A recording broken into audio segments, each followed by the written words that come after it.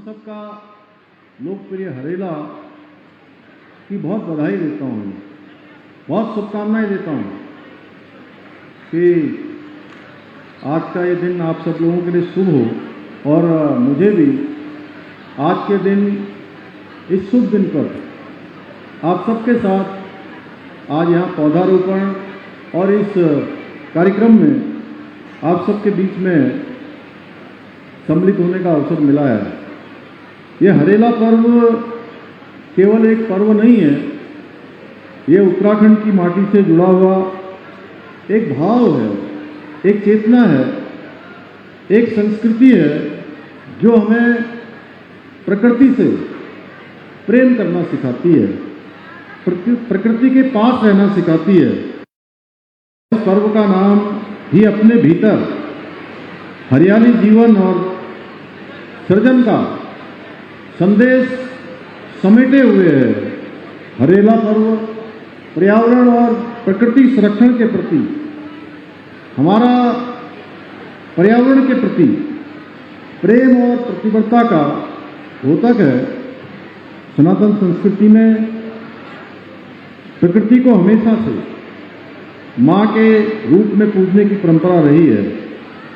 इसी परंपरा का मूर्त रूप हरेला पर्व है, जिस दिन हम सभी सुख समृद्धि की कामना करते हैं और इसके साथ साथ जो हमारी प्राकृतिक धरोहरें हैं, जो प्रकृति के द्वारा प्रदत्त हैं, ईश्वर के द्वारा प्रदत्त हैं, उन सभी को संरक्षित करने का, संवर्धित करने का संकल्प भी लेते हैं।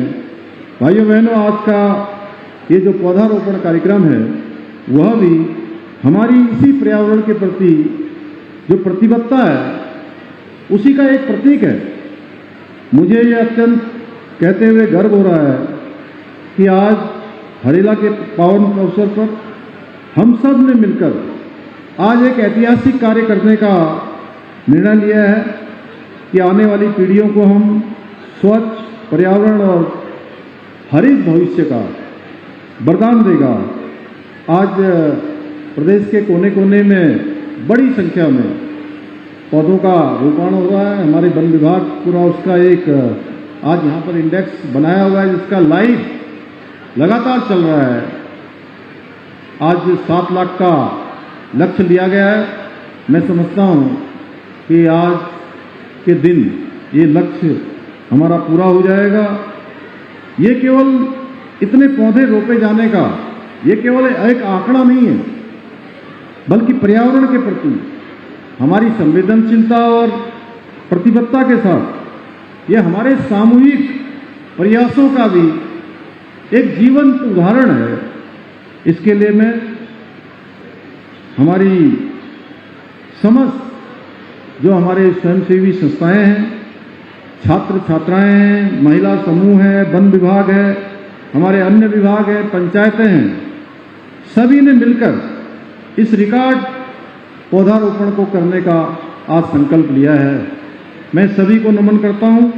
भाइयों बहनों, पौधा लगाना एक शुरुआत है, लेकिन असली जिम्मेदारी तब शुरू होती है जब हम उस पौधे को पेड़ बनने तक सजोते हैं। इसलिए मेरा आज इस कार्यक्रम के माध्यम से आप सब लोगों से आज ये विनम्र आग्रह है कि आज जो भी पौधे हम सब लोग लगाएंगे या हमने लगाए हैं, उन्हें अपने संतानों की तरह पालें, उनकी सिंचाई करें, उन्हें जानवरों से बचाएं और ये सुनिश्चित करें कि हमारा लगाया हुआ पौधा कल के दिन एक हरा भरा वृक्ष बने, क्योंकि हर पौधा बहुत बहुमूल्य है और हर पौधे को बचाना हम सबका कर्तव्य है। तभी हम पर्यावरण के प्रति जो हमारा विकल्प रहित संकल्प है उसको सिद्धि तक पहुंचा सकते हैं। हमने इस वर्ष पहली बार कुछ नवाचार भी किए हैं। हर एक वन विभाग के डिवीजन में जितने पौधे लगाए जाएंगे उसके आधे पौधे फलदार लगाए जाएंगे भाइयों बहनों, और जिसकी शुरुआत हमने पिछले दिनों 6 जुलाई को कारपेट और फाटो रेंज में मैंने स्वयं वहाँ वन विभाग के अधिकारियों और कर्मचारियों के साथ सम्मिलित होकर इस अभियान की शुरुआत की थी। भाइयों बहनों, ये हमारा सौभाग्य है कि हमारा उत्तराखंड प्राकृतिक सौंदर्य, जैव विविधता से पूरी तरह से परिपूर्ण है। हमारे यहाँ जहाँ घने जंगल हैं, 70% भूभाग हमारा राज्य का 70% से भी अधिक, 70 से अधिक है, 71% हमारा भूभाग वनों से आच्छादित है। पवित्र नदियां हैं, हिमालय ग्लेशियर है, अद्भुत जैव विविधता। ये हमारे राज्य की भौगोलिक पहचान ही नहीं है, बल्कि हमारी संस्कृति, हमारी परंपरा, हमारी जीवन शैली की आत्मा है। हमारे राज्य से निकलने वाली गंगा और यमुना जैसी पावन नदियां देश के करोड़ों लोगों को जल और जीवन देने का काम करती है। हमारे यहाँ पाए जाने वाली दुर्लभ वनस्पतियां, जीव जंतु भी हमारे पर्यावरण की अमूल्य धरोहर हैं। लेकिन आज हमारी ये अमूल्य धरोहरें अनेक प्रकार की गंभीर चुनौतियों का सामना कर रही हैं, आज गंभीर चुनौतियों से होकर गुजर रही हैं। जलवायु परिवर्तन, अनियंत्रित विकास, प्राकृतिक संसाधनों का अंधाधुंध दोहन हमारे पर्यावरणीय संतुलन को बिगाड़ देता है। इसके लिए स्थानीय कारणों को भी दोष नहीं दिया जा सकता। ये संकट आज केवल हमारे सामने ऐसा नहीं है, ये संकट आज एक वैश्विक समस्या बन गया है, जो जीवन शैली और ऊर्जा के अत्यधिक उपभोग का परिणाम है, जिसने ग्लोबल वार्मिंग, जलवायु परिवर्तन जैसी गंभीर समस्याओं को जन्म दिया है। अतः हमें अब पर्यावरण संरक्षण की दिशा में बहुत सामूहिकता से काम करना होगा। केवल एक दिन हरेला पर्व या अन्य पर्वों पर केवल एक पौधा रोपित करके औपचारिक होकर इतना भर करने से हमारा काम नहीं चलने वाला है। भाइयों बहनों, भारतीय संस्कृति में हमेशा से प्रकृति को मां के रूप में पूजने की परंपरा रही है। यही कारण है आज आदरणीय प्रधानमंत्री जी ने उनके नेतृत्व में प्रकृति की रक्षा, पर्यावरण संरक्षण की दिशा में अनेक ऐतिहासिक कदम उठाए जा रहे हैं। One earth, one health, one family, इस प्रकार के मंत्र आज भारत की धरती से हमारे प्रधानमंत्री जी ने पूरे विश्व को देने का काम किया है। आदरणीय प्रधानमंत्री जी ने एक और जहां पंचामृत संकल्प, नेट जीरो एमिशन जैसे लक्ष्यों के माध्यम से वैश्विक मंचों पर भारत की जो पर्यावरण के प्रति प्रतिबद्धता है, उसको मजबूती से पूरे विश्व के समक्ष रखा है। वहीं life movement, life style for environment जैसे अभियानों को भी उसकी भी शुरुआत की है, जिसके अंतर्गत सभी नागरिकों में उनसे स्वस्थ जीवन शैली अपनाने का आह्वान किया गया है। साथ ही प्रधानमंत्री जी ने इस वर्ष एक पेड़ मां के नाम के दूसरे चरण की शुरुआत की है, जिसमें पूरे देश के अंदर 108 करोड़ पेड़ लगाए जाएंगे।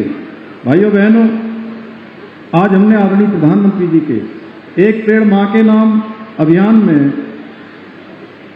7 लाख पौधे जो हमने लगाने का लक्ष्य लिया है, वो उसमें एक छोटी सी आहुति उसमें हमने भी डाली है। भाइयों बहनों, आदरणीय प्रधानमंत्री जी के नेतृत्व में और उनके मार्गदर्शन में अनेक काम पर्यावरण संरक्षण की दिशा में हम प्रतिबद्ध होकर काम कर रहे हैं। इस क्रम में जहां राज्य में लोक पर्व हरेला को प्रकृति संरक्षण के महापर्व के रूप में बड़े स्तर पर मना रहे हैं, साथ ही हमारी सरकार ने प्रदेश के नौले, धारे एवं वर्षा से आधारित नदियों जैसे परंपरागत जल स्रोतों के लिए स्प्रिंग एंड रिवर रिजुनेशन अथॉरिटी का गठन किया है, सारा का गठन किया है, जिसके माध्यम से हम विभिन्न विभागों के मध्य समन्वय स्थापित करते हुए राज्य के पारंपरिक जल स्रोतों को पुनर्जीवित करने का काम कर रहे हैं। और मुझे आज इस अवसर पर आप सबके बीच में ये बताते हुए प्रसन्नता हो रही है कि विगत 1 वर्ष में इसके माध्यम से हमने जहां एक और प्रदेश के लगभग 6,500 से अधिक जल स्रोतों के संरक्षण एवं उपचार का सफलतापूर्वक संपन्न किया है, वहीं 3.12 मिलियन घन मीटर वर्षा जल का संचयन कर जल संरक्षण की दिशा में भी एक महत्वपूर्ण उपलब्धि हासिल की गई है। हमारी सरकार ने प्रदेश में एक पर्यावरणीय महत्वपूर्ण कदम उठाते हुए सिंगल यूज प्लास्टिक के उपयोग पर पूरी तरह से प्रतिबंध लागू किया है। प्रदेश में आने वाले वाहनों में कूड़ादान रखना भी अनिवार्य कर दिया गया है। मुझे ये बताते हुए आज के दिन पर ये प्रसन्नता हो रही है कि हमने इस बार जो ऐतिहासिक राष्ट्रीय खेलों की मेजबानी की थी, 38वें राष्ट्रीय खेल जो हमारे प्रदेश के अंदर आयोजित हुए थे, जिसका एक अच्छा अनुभव पूरे देश भर के आए हुए खिलाड़ी और खेलों से जुड़े हुए खेल प्रेमी लेकर गए। ये खेल हमने ग्रीन गेम्स की थीम पर आयोजित किए थे। इस आयोजन में हमने सभी मेडल, पुरस्कार, ई बेस्ट सामग्री से बनाए गए खेल किट भी रिसाइकिल्ड सामग्री से तैयार किए गए। भाइयों बहनों, मेरा मानना है हमें उत्तराखंड में इकोलॉजी और इकोनॉमी के बीच संतुलन बनाए रखते हुए कार्य करना होगा, क्योंकि हमारे लिए पर्यावरण और विकास एक दूसरे के पूरक हैं। इसके बिना दूसरा अधूरा है।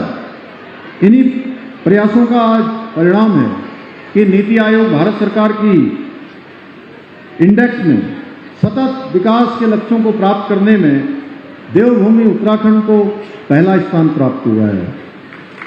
भाइयों बहनों, हमारा लक्ष्य स्पष्ट है कि हम एक ऐसा उत्तराखंड बनाएं जो विकास और पर्यावरण में संतुलन बना सके, ऐसा उत्तराखंड जहां आधुनिक इंफ्रास्ट्रक्चर हो और जंगल भी हो और जहां रोजगार के अवसर भी हो, हरियाली की छांव भी हो और जहां शहरी विकास भी हो और प्राकृतिक संपदा का संरक्षण भी हो।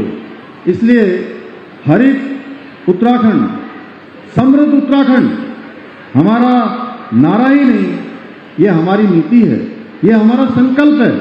इसके साथ ही आज के इस पावन अवसर पर मैं आप सभी से आह्वान करना चाहता हूं कि अपने जीवन के विशेष अवसर पर, जैसे जन्मदिन है, विवाह की वर्षगांठ है या अन्य किसी स्मरणीय दिन पर, जो दिन भी आपके जीवन का विशेष दिन हो या आपके आसपास आपके माता पिता, आपके भाई बहन, आपके पारिवारिक सदस्य, मित्र, किसी का भी स्मरणीय दिन हो, उस दिन इस प्रकार की शुरुआत की जा सकती है कि हम एक पौधा लगाएं और उसकी नियमित रूप से देखभाल करें।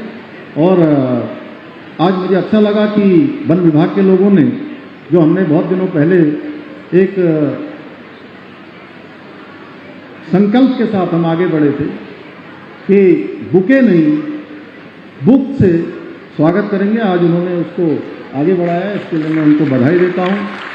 और आज का दिन, एक बात और आज के दिन मैं कहना चाहता हूं कि हमने पिछले दिनों शिक्षा विभाग की समीक्षा बैठक में हमने तय किया था कि हमारे जो नवोदित उदयमान छात्र एवं छात्राएं हैं, हमारे भविष्य के कर्णधार हैं, उनको गीता का पाठ कराया जाना चाहिए।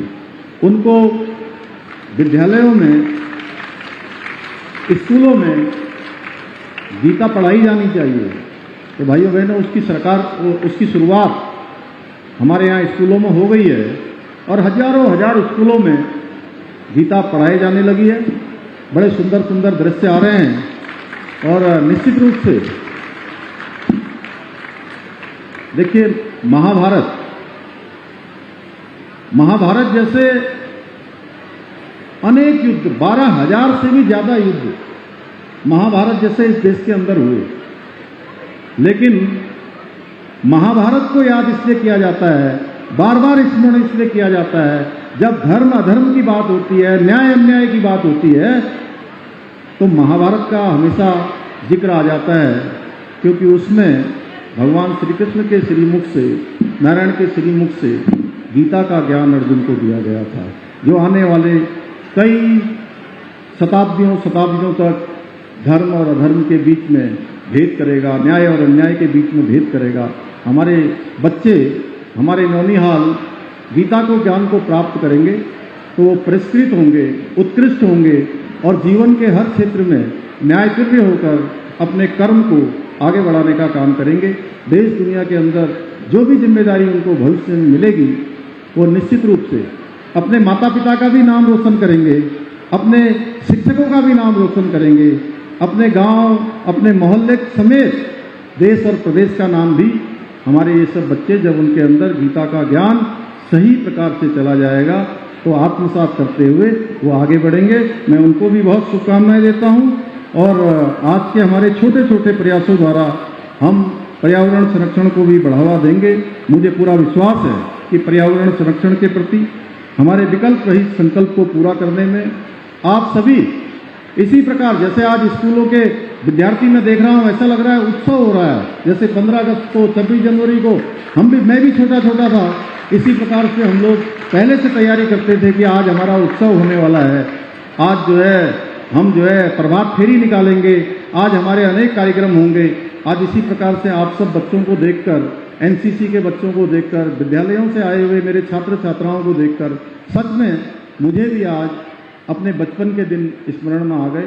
मैं एक बार फिर से आप सबका बहुत धन्यवाद करते हुए हरेला पर्व की बधाई और शुभकामनाएं देते हुए अपनी बात को समाप्त करता हूँ। जय हिंद।